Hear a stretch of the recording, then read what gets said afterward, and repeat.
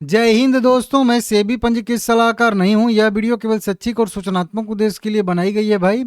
एक बढ़िया खबर निकल के सामने आ रही है। आरबीआई ने अपना फैसला टाल दिया है भाई। कुछ दिन की राहत मिल चुकी है सभी ब्रोकर को, एक्सचेंज को, सबको बेनिफिट होने वाला है और रिटेल इन्वेस्टर को भी इससे जो है बेनिफिट होने वाला है। कम से कम 3-4 महीने की राहत मिली है, लेकिन ठीक है।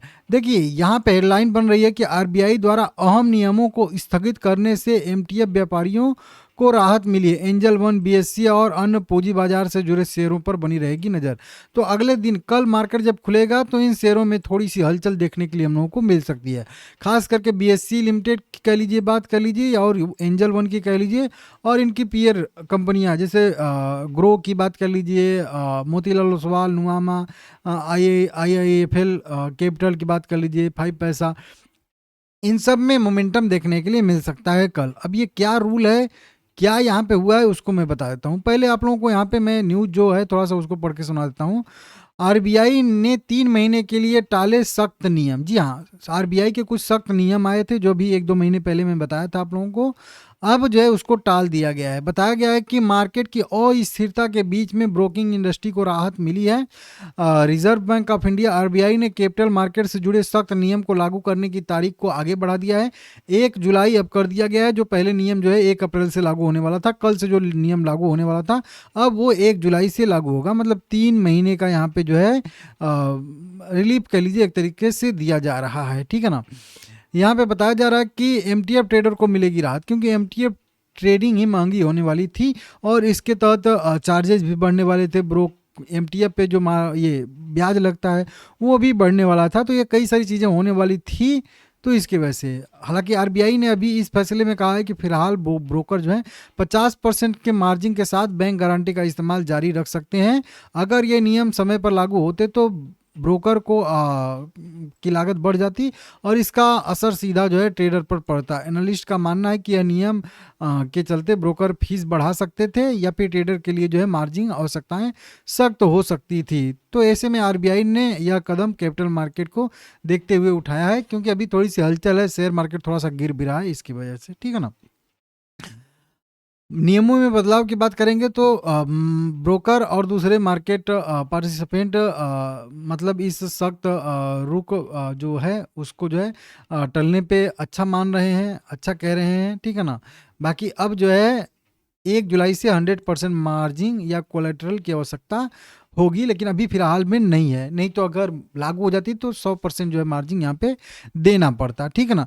तो बहुत सारे लोग कह रहे हैं कि ठीक है, ये आया है, समय बढ़ाने का फैसला है, बाकी ये रद्द नहीं हुआ है फैसला, ये 1 जुलाई से फिर से लागू होगा। तब जो है इनका फिर से जो है महंगा हो जाएगा फंड जुटाना। अब ये पूरा का पूरा मैटर क्या है वो मैं आप लोगों को आसान भाषा में समझा देता हूँ, ठीक है ना। अब इसको एंजल वन का हम लोग हवाला दे के समझेंगे, ठीक है ना। देखिए, एंजल वन, आप कोई भी एमटीएफ आप लोग ट्रेडिंग करते हो। एमटीएफ ट्रेडिंग में क्या होता है? एमटीएफ ट्रेडिंग में सीधा सा होता है कि मान लेते हैं कि एंजल वन लिमिटेड का शेयर जो है 228 रुपये पे ट्रेड कर रहा है। तो एंजल वन का ही नहीं, किसी भी शेयर को एमटीएफ में अगर खरीदते हो तो आप 100 रुपये वाले शेयर को 25 रुपये, 20 रुपये में भी खरीद सकते हो, बशर्ते उसमें मार्जिन कितना है। तो मान लेते हैं कि एंजल वन का शेयर 200 रुपये में ट्रेड कर रहा है, 220 रुपये में, 28 रुपये में।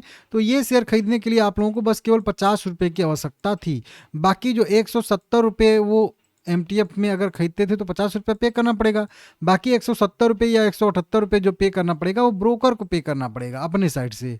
अब और वो पैसा 178 रुपये ब्रोकर कहाँ से लाता है? वो बैंक से मांग के लाता है। बैंक से एक तरीके से जो है लेके आता है, बैंक गारंटी के तौर पे, बिना कोलेटरल कुछ रखे, ठीक है ना, या थोड़ा बहुत कोलेटरल रख के। अब जो है अगर उसको 178 रुपये बैंक से चाहिए तो 178 रुपये का कोलेटरल उसको रखना पड़ेगा, या फिर कैश जमा करना पड़ेगा, या फिर एफडी करानी पड़ेगी, या शेयर गिरवी रखना पड़ेगा, ये तय।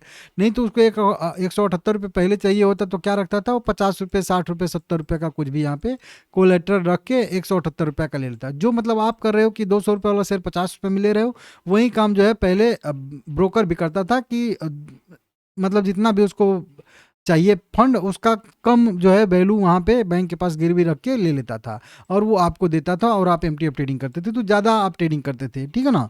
लेकिन अब क्या होगा कि वो जो है कंपनी, मतलब जो भी ब्रोकर कंपनी है, उसको जो है ज़्यादा कोलेटरल रखना पड़ेगा।